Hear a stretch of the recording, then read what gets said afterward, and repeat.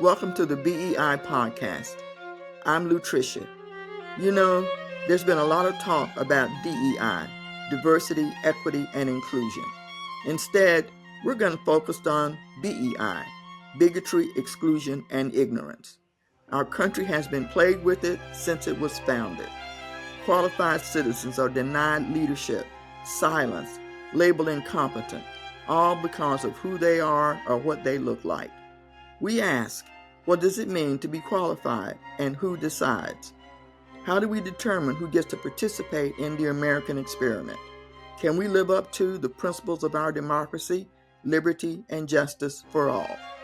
Today, we are aware that we are living in an anxiety society, at least that's the way I think about it. And we have a disruptor in the White House. I want to introduce for our conversation Nyra Hill. Nyra gave me a very interesting bio. She's a clinical social worker, and she's been in mental health practice for 40 years.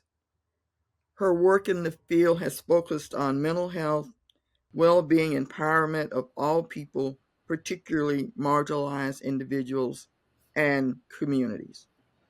And she participates in anti-racism efforts, works in local elections, and supports equity, reproductive rights, racial justice initiatives, local and nationally. But here's what I like about Nyra's bio. She says, my real credential, I'm a Southerner, white woman, mother, community member, and a human being who feels awe and love for our shared community and human potential. And I am horrified by the hatred and brutality we show each other. And she wants to offer her service, especially to those of us humans who suffer at the hands of the patriarchy, white supremacy. She wants to direct her passion to call out the many forms of oppression, as well as the call for change. And I want to say, Nyra is one of my favorite people. We have worked together on a number of efforts. And Nyra, I really appreciate your being willing to have this conversation with me today. As I said, I think we have a disruptor in the White House. And right now, I think we are practically living in an anxiety society. And so I wanted us to talk about chaos and the function of chaos in an anxiety society. And, as we talked about it earlier, how are we managing it from our different perspectives and from our own life experience? My questions are, and what I hope we can address today. And so, Nyra, you know about chaos, you know about change. What's your take on this notion of an anxiety society where we're all experiencing some form of chaos? Lutricia, I'm so happy to be here, and I'll just go ahead and say you're one of my favorite people too. So I'm delighted to have a conversation with you, and hope it will be helpful. To your anxiety society, I like that phrase because we are just in such a time of intense uncertainty. And when that occurs, some chaos can happen. And I think a natural human response to uncertainty is to like pause. If we're that we sort out, well, what's happening and what do I need to do and what will restore some certainty here. And some people pause, some people freeze and withdraw, some people frenetically try everything, and it's kind of all in the service of restoring equilibrium, or as you say, trying to reduce some anxiety so that we can think. And do you think, for me, the chaos I've been experiencing, I have never, how do I want to say this? I have disagreed with presidents in my life. There have been very few presidents that actually I agreed with Jimmy Hmm. Carter, Bill Clinton, Barack Obama. I mean, people that I was going, yes, I'm glad they're there. Most presidents, they don't share my view and my ideology. What's different for me now, though, is that those presidents with whom I disagreed, I never imagined that they would completely ignore the principles and values that made our society work. I never questioned whether or not they were going to abide by the Constitution, although they may interpret it differently than me, but they would have some principles about it. This chaos that I'm experiencing, that I'm seeing around me, is wholly different. And trying to manage it, and I wonder with you, if you, what do you think about the idea that this chaos is intentional? That the purpose of it is intentional to keep us off kilter and unable to respond to this disruption. Hmm. Well, Lutricia, in our work clinically and personally, probably, we have seen chaos as a part of a healthy growth process. Yes, That we all experience abrupt or planned changes in our circumstances, like the loss of a job or a new job or a career change. And that kind of interruption of what has been going on will typically initiate a temporary period of what feels like chaos. And it's scary, it's not comfortable. We can find ourselves wanting to go back in the other direction to where we were. But it also can be a time of like creative experimentation with new solutions or a time of clarifying goals. And with support, we can move towards our goals. And I feel like, you know, that's a personal way that chaos can be a healthy process. And then, we could look at movements like the civil rights movement that has been, a healthy process of moving towards change. But right now, we talked a little bit about we're in a time of malignant chaos. And Naomi Klein talked about this in her book as shock doctrine, as shock and awe. And the goal is to overwhelm us. The goal is to push these radical changes and to keep us disoriented and really unable to figure out how to resist. And I think it in particular is designed to attack our connections with one another and keep us off balance. And it's true for the media as well. We don't know which shocking thing to cover, yeah. or which shocking news story to listen to. And the other thing I would put on this is just to remind us about we're still coming as a society out of COVID, where there was already disconnection, isolation, and an increased reliance on our social media, which we know had a lot of fake news in it. So I totally agree with you that there's an intentional effort to keep us disoriented and disconnected. You know, the notion that the thing that you said about the need for us to come together draws us together. What I'm remembering, and I do, I, you and I talked about this, but marginalized communities in a racialized society, in a society that promotes bigotry, exclusion, and ignorance, have always had to live at some level of chaos pretty much all the time. And so we have coping strategies. First of all, I mean, we just sort of we just know that it's there. Mm-hmm. We know that we're going to have trouble, with getting grounded. And I am not for 1 minute saying that we have managed it well all the time. We've certainly had our dysfunction because of it. But there's this process of learning how to lean in to each other and to provide whatever kind of support we can. And so that the other areas of our lives and the things that we tend to disagree with sort of fade into the background while we deal with this continuous disruption under, this racialized, sort of bigoted experience that we're having.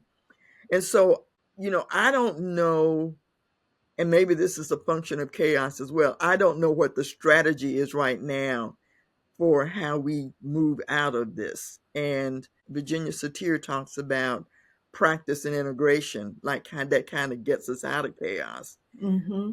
Um, but that's chaos that is healthy, and we kind of know on the other side of it that it's going to be something that moves us forward. But I don't know about the chaos that we're experiencing in this anxiety society that's cropping up here. And I'm just curious about, as a clinician and as an activist, because you're also an activist, what your experience of that has been. And as a white person, I'm curious, as a white person, how white people have managed this. Because here's my pain, Nyra. My pain is about the white community as a whole don't experience this chaos because they don't recognize the pain that people of color are experiencing. I see a Black person being shot in the back. That is my community. I connect to it. It is me. I feel that deeply.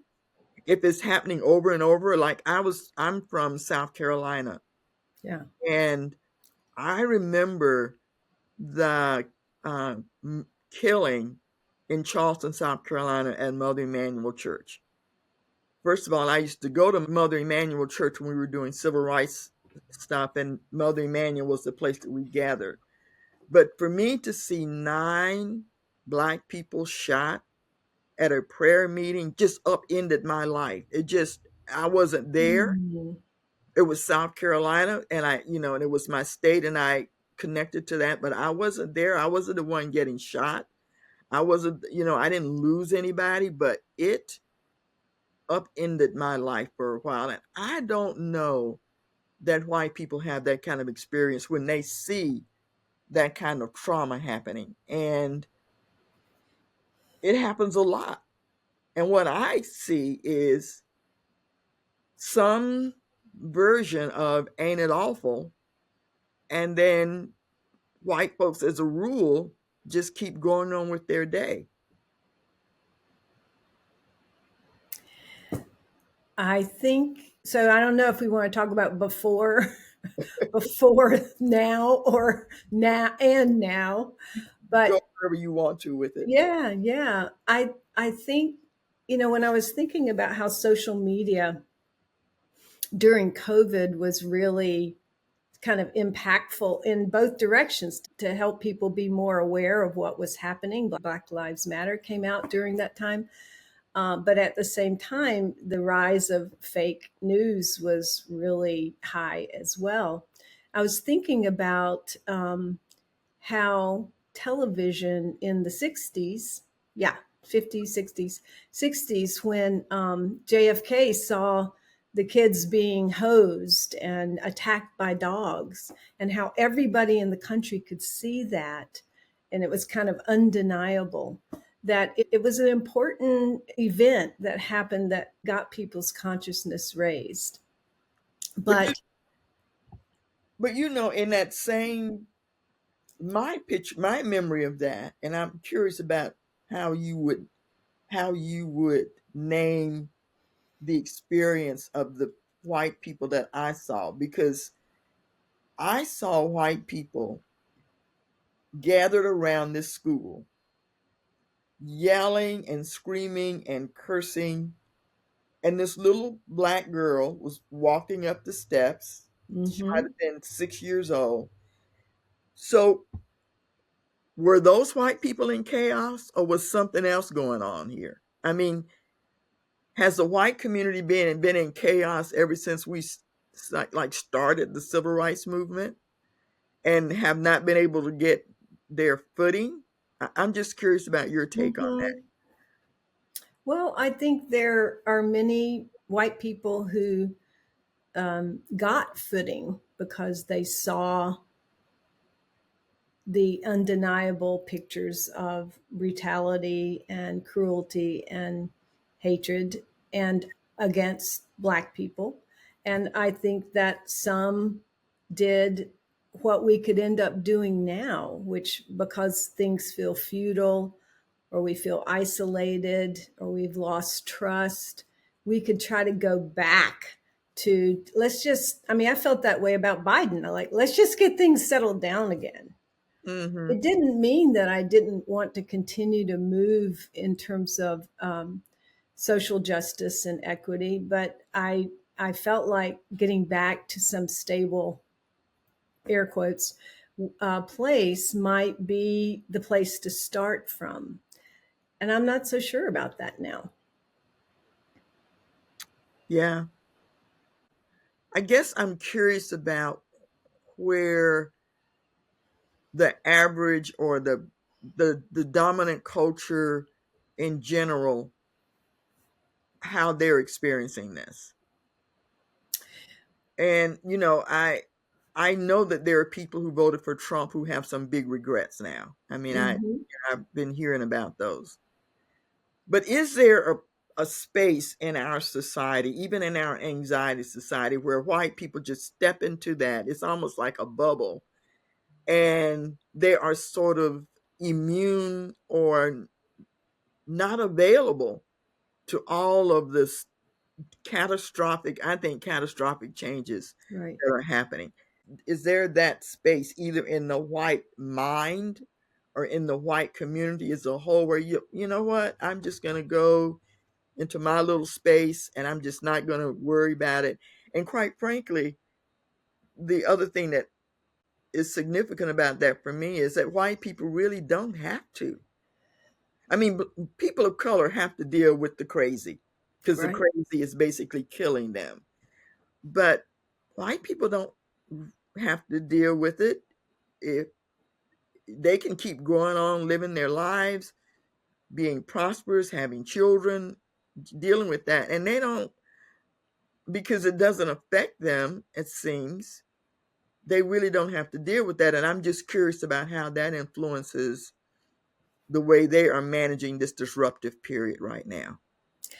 Well, I think you're talking about an experience that a part of me, well, I think you're talking about something that people are feeling. I will at least say that. And I know people mostly who are interested in these causes and, have whatever level of wokeness about, what's really happening.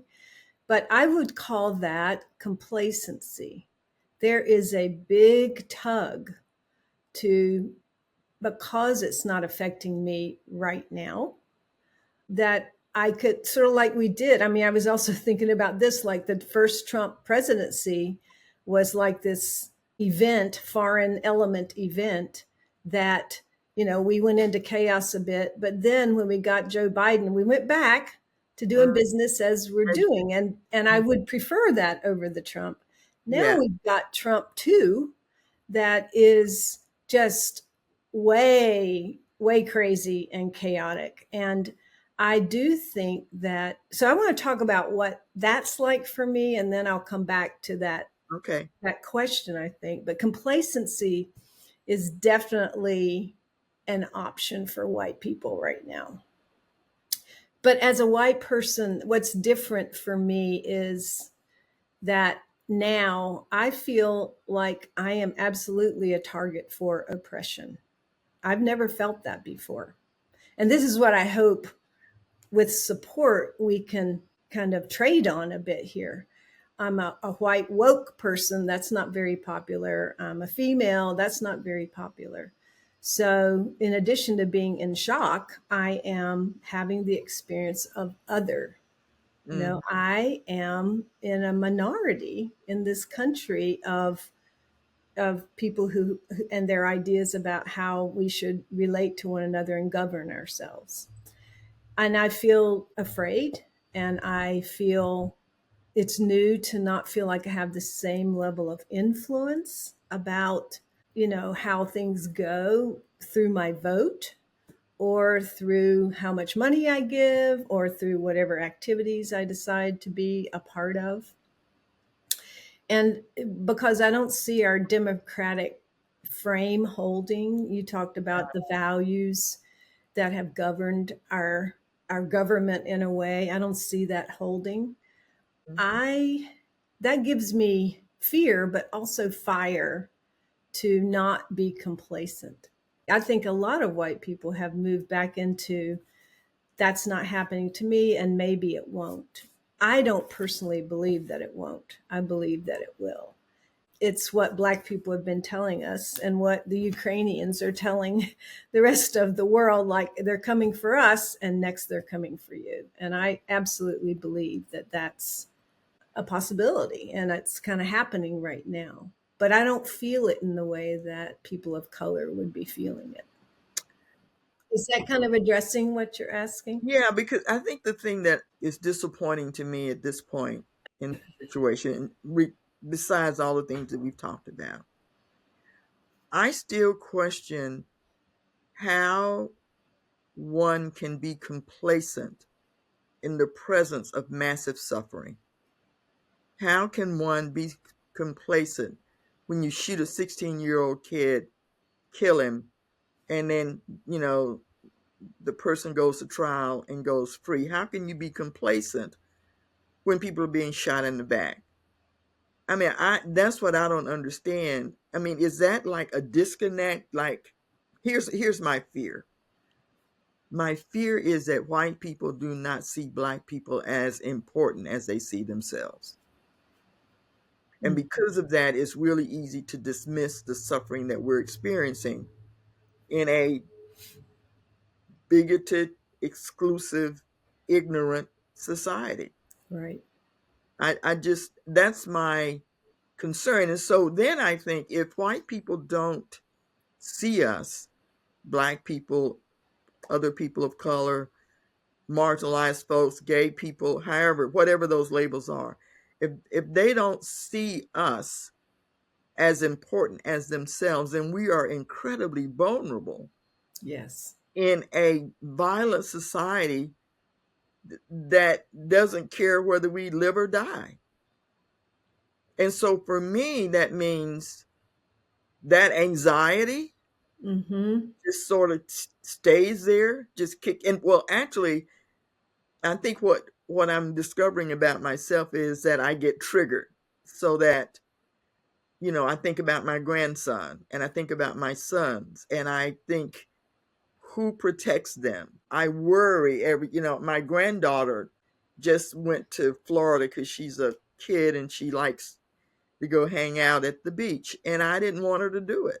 And I'm always, often, I won't, this it's a bit hyperbolic to say always, but I worry more than I want to about Mm-hmm. them. And also I have the challenge of not wanting to pass my chaos on to them, not wanting to indoctrinate my granddaughter into the idea that this is a violent world that could put you down at any point because of the color of your skin. So I don't want to pass that on. Sure. Right. So I feel deep sadness, and I don't want to believe that white people don't see Black people as important as they see themselves. But when I look at it, the evidence seems to point to that.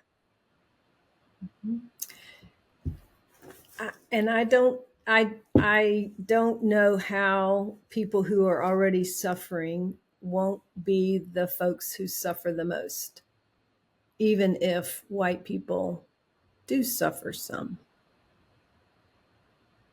And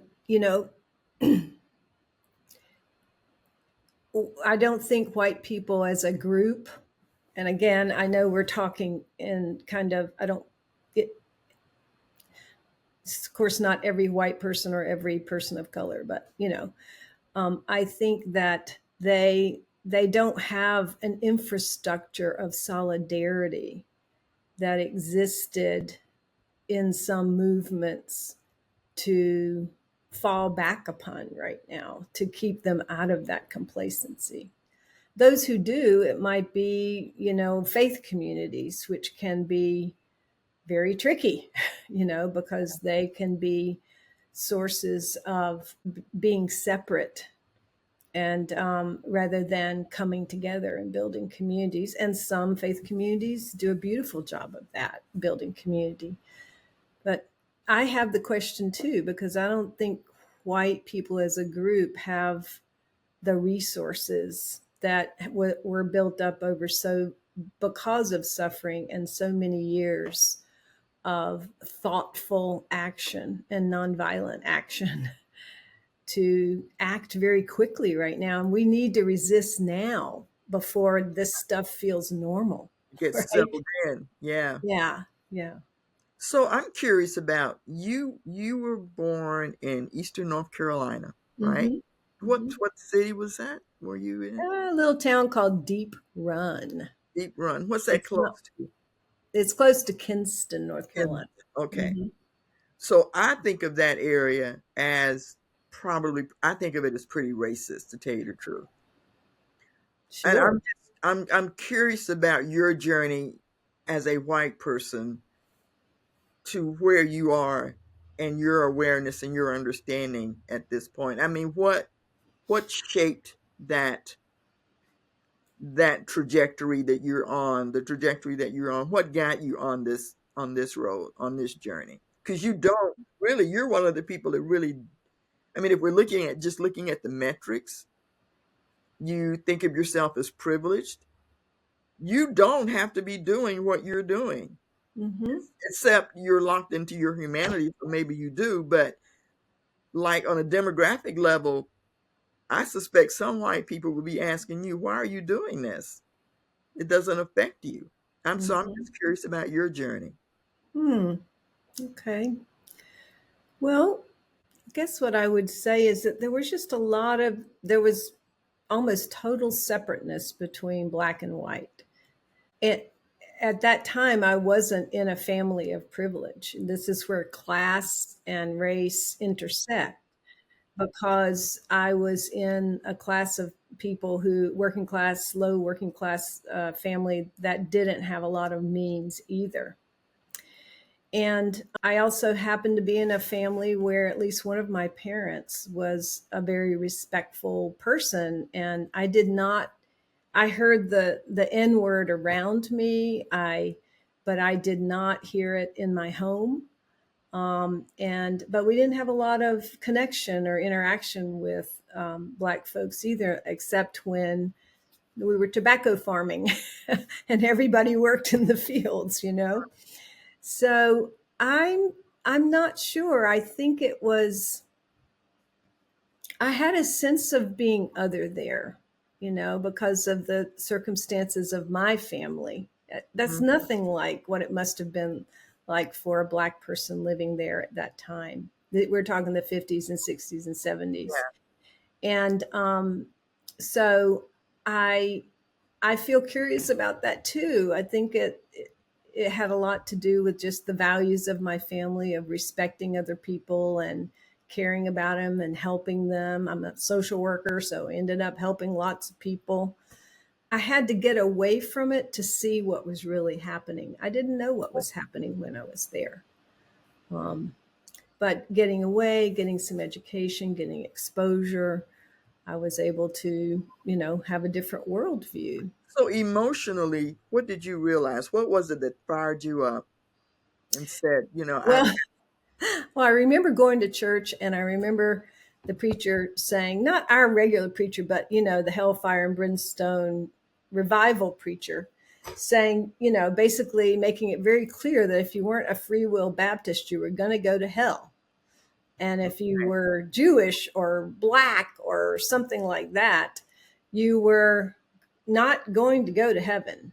And this feeling innately in they were my preaching that black people couldn't get into heaven. they were saying that anybody who wasn't a free will Baptist, Oh, okay. and they didn't say Black people weren't going to heaven, but they were saying anybody different from us is not going. And I Mm-hmm. can just remember as a little kid thinking, that doesn't feel right to me. And then, of course, as I got older, I saw how not right it was. Mm-hmm. And then, just as I said, getting away and getting exposed to very different ways of looking at things. But, I think that now as a white privileged person, I can't forget that. I can't not be that kid who came from that background.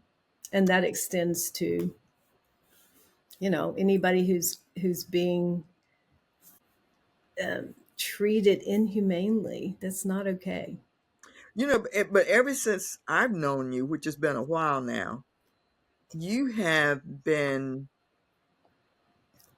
full throated in your commitment to social justice. I mean, that's how I know you. You've just been there.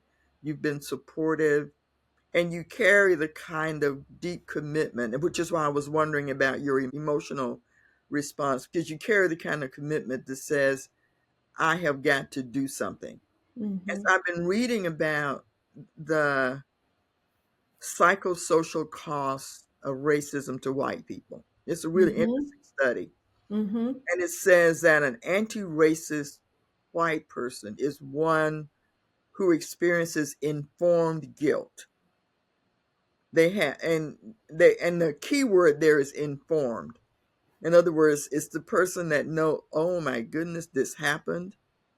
This happened in my name with people that Mm-hmm. carry my same skin color.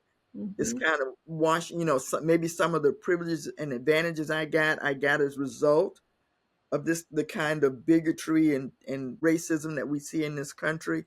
So it's a kind of informed guilt. And the informed part motivates that person to do something about it. So it's not just this guilt, I'm so sorry that it happened. Can't we just move on? It's the guilt that says, I know this is wrong and I cannot not do something about it. And I Right. was wondering about your take on that in terms of your own experience and maybe the experience of other privileged white people that you know who share your commitment or your understanding of this issue. Yeah, interesting that I didn't mention guilt. I mean, you've taught me how much racism costs white people. I mean, just knowing you over time and appreciating how you've always extended your hand to everyone, including white people, to make community for change and for coming together. And I think, guilt is, or let's say shame. Shame is one of the things that I think is a barrier to people I looking think at that. this, I think. the what's been done in my name. Hmm. And informed guilt, it's easier to step across the aisle if it's informed guilt.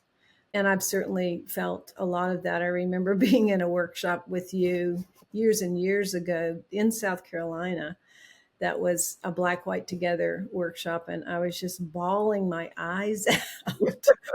And I think that really helped me, let go of some of that shame, or what had been done by my ancestors to your ancestors and my people to your people. Actually, interestingly, I would feel better about it if it was shame rather than I just don't care or these people aren't as important as me. Do you think shame paralyzes a lot of, well, white people in general? To Lutricia, I do, but I want to own that my lens is, I have this great belief that we have potential as humans to change. Yes, And so I do believe that shame is a big barrier, and that it takes a lot of support to want to yeah, confront that shame. And so it's much easier to say, I don't care, right? Than yeah, it is to feel what it felt like to just cry from deep down in my soul and to see the truth of what we were holding together as Black and white people. yeah, And so I can't say for everybody. I'm sure there's many reasons, but humans are humans, and I don't and we're capable of a lot of cruelty, and we're capable of change. But that could be a biased lens that I'm leaning on right now. You mean the lens of we're capable of change might be a biased lens? Well, Yeah, it's been my belief my whole life, I guess. yeah. I Well, wouldn't have gotten out of where I came from if that hadn't been the case. I'm kind of with you there. I believe that I do the work I do because I believe that people can change. Mm-hmm. Where I struggle with myself is trying to overcome this thought that there like the dominant culture, the people that have the power and privilege, we don't matter to those folks I because mean, that that's is right. exactly what it looks like. Yeah, And I mean, even to people who say they share our values, yeah, but I give them more of a break than the people who just are not, who it certainly looks like that. yeah, Right now, I mean, for what it's worth, what I need or what's important to me, nobody, I mean, no, not nobody, but the people in power do not care about that. yeah. And that's a new experience. Yeah, and I think it's the place where a lot of white people are coming to because they didn't see it happening to them. They did not see their income disrupted. They did not see that, their cost of things would go up. They did not see that they would be cut off from their jobs and be just summarily dismissed. And they're having this experience. And I'm interested because, your thought about, I don't know that we have any mechanism or tools. Maybe we have tools. We don't have a mechanism for helping people deal with that. I mean, that is not something that we are normally enculturated to do in this society. And I don't know that we have mechanisms to deal with the chaos around us and helping people move through it. And I guess I have some, real concern for that. And I have compassion for folks who are out here now struggling. I don't care what color you are. I mean, people are terrified. They are frustrated. They're sad. They're hurt. They're disillusioned. Mm-hmm. And I have some real compassion for people who are going through that. And I don't know that we know how to help people other than, people do what they do, come make a therapy appointment, they come see you, they come see me. Right.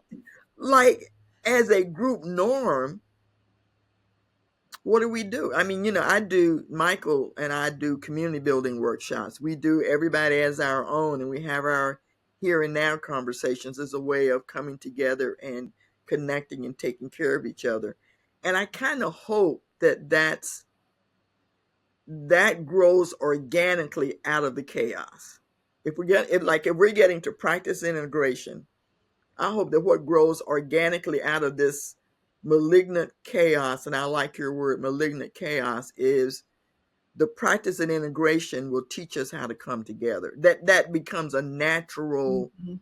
response to Mm-hmm. malignant chaos, is that we lean into each other and figure out how to take care of each other. Mm-hmm. And that we can do that across our differences. In other words, I hope that we move through, and I know that there is a, deep sort of despair, or Black people feel depleted and are as not as interested at this point in joining in solidarity. Right. I hope we get past that because I think we need each other. Oh, we do. We And do. I don't know that we uh, can come to a better result unless we figure out how we can be together. Now, I think that's our task, is to figure out how can we be together across our differences.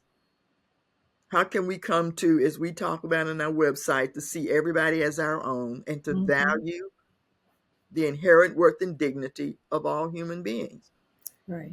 But we don't have a real sort of built-in mechanism. It's not like we know during the spring we all go to the baseball game, or some of us do. But there are those traditions and rituals Right. that we do. Right.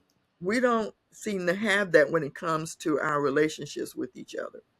Right. I agree. I think that we haven't, white people are like stunned and Yeah, shocked, and black people or people of color are like, "Huh, yeah, this again?" Or, I mean, I'm not speaking for you, but I could imagine that you're not eager to run out and help us figure out how to move forward. And I do think it's rightly so on us as white people to take as much leadership as possible and use the privilege that we have, however limited it may be over time, in some ways to be resisting and then moving forward.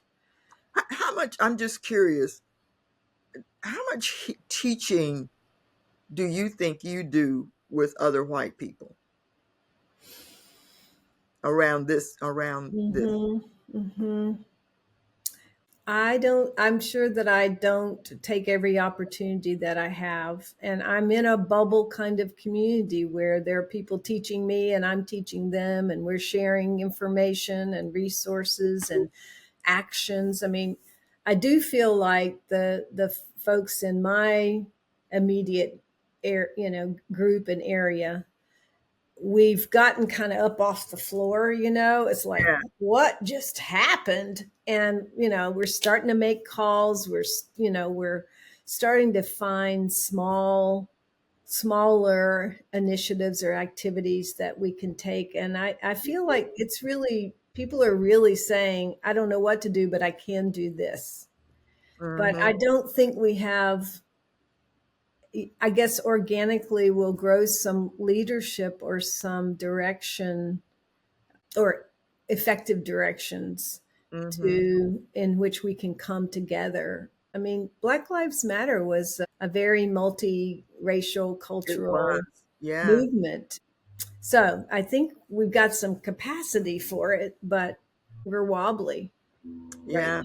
Yeah. I think a lot of us are wobbly. I think wobbly is a good word. now. Hmm. So, Nyra, I want to appreciate you so much for coming on and having this conversation. I know this is not the thing that you normally do with yourself.